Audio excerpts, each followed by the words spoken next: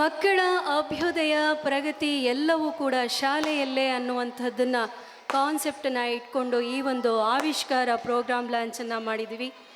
ತಾವೆಲ್ಲರೂ ಕೂಡ ಸವಿದಿದ್ದೀರಾ ಅಂತ ಹೇಳ್ತಾ ನಮ್ಮ ಕಾರ್ಯಕ್ರಮಕ್ಕೆ ಮುಖ್ಯ ಅತಿಥಿಗಳಾಗಿ ಶ್ರೀಯುತ ಎಸ್.ಟಿ. ಸೋಮಶೇಖರ್ ಸರ್ ಅವರು ಕೂಡ ವೇದಿಕೆ ಮೇಲೆ ಬಂದಿದ್ದಾರೆ.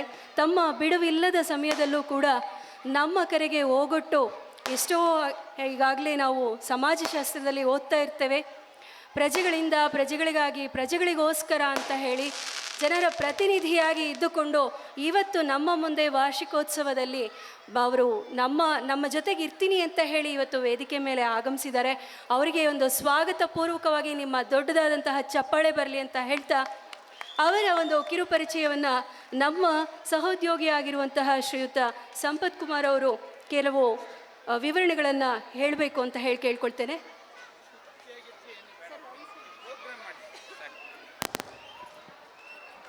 ಎಲ್ರಿಗೂ ನಮಸ್ಕಾರ. ವಾರ್ಷಿಕೋತ್ಸವ ಸಮಾರಂಭ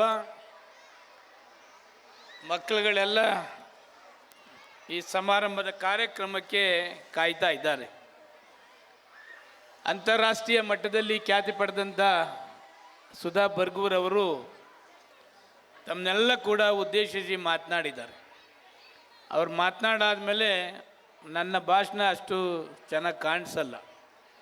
ಇವತ್ತು ನಾವು ಪಡೆದಿರೋದೇ ನಮ್ಮ ಅದೃಷ್ಟ. ಅವ್ರ ಮಾತು ನಿಂತರೆ ಗಂಟೆಗಟ್ಟಲೆ ಮಾತನಾಡ್ತಕ್ಕಂಥ ಎಲ್ಲವನ್ನು ಕೂಡ ತಮಗೆ ಮಾಹಿತಿಯನ್ನು ಕೊಡ್ತಾ ಇವತ್ತೇನು ಸಿಚುವೇಶನ್ ನಡೀತಾ ಇದೆ ಅದೆಲ್ಲವನ್ನು ಕೂಡ ತಮಗೆ ಮಾಹಿತಿಯನ್ನು ಕ್ಷಣಕ್ಕೂ ಕೊಡ್ತಾ ಇರತಕ್ಕಂಥ ನಮ್ಮ ಕರ್ನಾಟಕದ ಅಪರೂಪದ ಮಹಿಳೆ. ಅವ್ರು ಪಡೆದಿರ್ತಕ್ಕಂಥದ್ದೇ ನಾವು ಅದೃಷ್ಟ. ಇವತ್ತು ನಮ್ಮ ಈ ಶಾಲೆ ಆತ್ಮೀಯರಾದಂಥ ರೇವಣ್ಣವ್ರು ಏನು ಸ್ಟಾರ್ಟ್ ಮಾಡಿದ್ದಾರೆ, ಆ ಶಾಲಾ ವಾರ್ಷಿಕೋತ್ಸವ ಸಮಾರಂಭಕ್ಕೆ ಬಂದು ತಮ್ಮನ್ನೆಲ್ಲ ಉದ್ದೇಶಿಸಿ ಮಾತನಾಡಿರ್ತಕ್ಕಂಥದ್ದು, ವಿದ್ಯಾರ್ಥಿನಿಯರಿಗೆ ಮಾತನಾಡಿರ್ತಕ್ಕಂಥದ್ದು ಕೂಡ ಬಹಳ ಸಂತೋಷ ಆಗ್ತದೆ.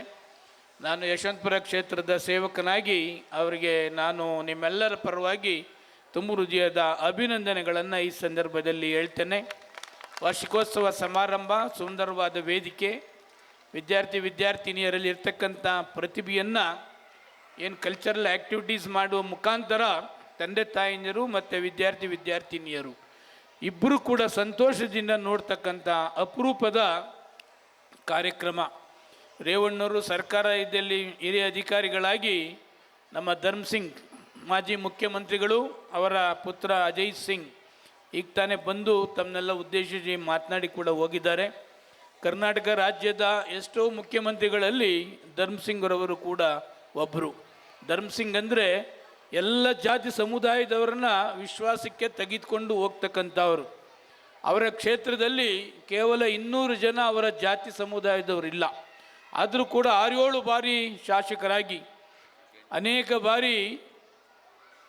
ಅನೇಕ ಸಾರಿ ಮುಖ್ಯಮಂತ್ರಿಗಳಾದಂಥವರಲ್ಲಿ ಕೂಡ ಕಡಿಮೆ ಜಾತಿ ಇದ್ದಂಥ ಸಮಯದಲ್ಲಿ ಅವರಲ್ಲಿ ಭೇದ ಭಾವ ಇರಲಿಲ್ಲ.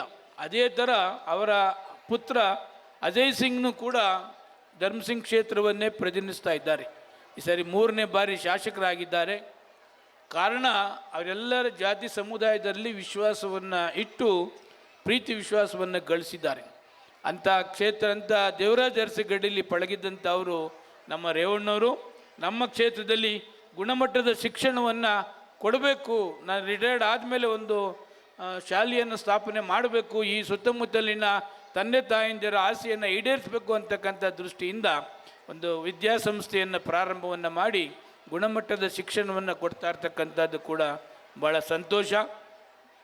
ಆತ್ಮೀಯರಾದಂಥ ರೇವಣ್ಣವರಿಗೆ ತಾಯಿ ಚಾಮುಂಡಿ ಆಯುಸ್ಸು ಆರೋಗ್ಯ ಭಾಗ್ಯವನ್ನು ಕೊಟ್ಟು ಕಾಪಾಡಲಿ. ತಂದೆ ತಾಯಂದಿರು ಕೂಡ ಕಾತರದಿಂದ ತಮ್ಮ ಮಕ್ಕಳ ಪ್ರತಿಭೆಯನ್ನು ನೋಡ್ತಕ್ಕಂಥದ್ದಕ್ಕೆ ಕಾತರನಿದ್ದೀರಿ. ನಿಮ್ಮೆಲ್ಲರಿಗೂ ಕೂಡ ವಂದಿಸಿ ಮಾತನ್ನು ಮುಕ್ತಾಯ ಮಾಡ್ತೇನೆ. ಎಲ್ಲರೂ ನಮಸ್ಕಾರ. ಮಾತಿಗಿಂತ ಕಾಯಕವೇ ಕೈಲಾಸ ಅನ್ನುವಂಥದ್ದು ನಮ್ಮೆಲ್ಲರಲ್ಲೂ ಕೂಡ ಪಾಲನೆ ಆಗಬೇಕು ಅಂತ ಹೇಳಿ ಅವರ ಮಾತಿನ ಮೂಲಕವಾಗಿ ನಮಗೆ ತೋರ್ಪಡಿಸಿದ್ದಾರೆ. ಹಾಗೆ ಯಾವಾಗಲೂ ಕೂಡ ನಾವು ಚುರುಕುತನದಿಂದ ಕಾರ್ಯಗತರಾಗಿರಬೇಕು ಅಂತ ಹೇಳಿ ತಮ್ಮ ಒಂದು ಹಿತನುಡಿಗಳಿಂದ ನಮ್ಮೆಲ್ಲರನ್ನೂ ಕೂಡ ಎಚ್ಚರಿಸಿದ್ದಾರೆ. ಧನ್ಯವಾದಗಳು ಸರ್. ವಾರ್ಷಿಕೋತ್ಸವದ ಸಮಾರಂಭದಲ್ಲಿ ನಮ್ಮ ಗಣ್ಯಾತಿ ಗಣ್ಯರಿಗೆ ಅತಿಥಿಗಳಿಗೆ ಒಂದು ಸನ್ಮಾನವನ್ನು ಏರ್ಪಡಿಸಲಾಗಿದೆ. ಹಾಗಾಗಿ ಶ್ರೀಯುತ ಸೋಮಶೇಖರ್ ಸರ್ ಅವರು ಹಾಗೂ ಶ್ರೀಮತಿ ಸುಧಾ ಮೇಡಮ್ ಅವರು ಕೂಡ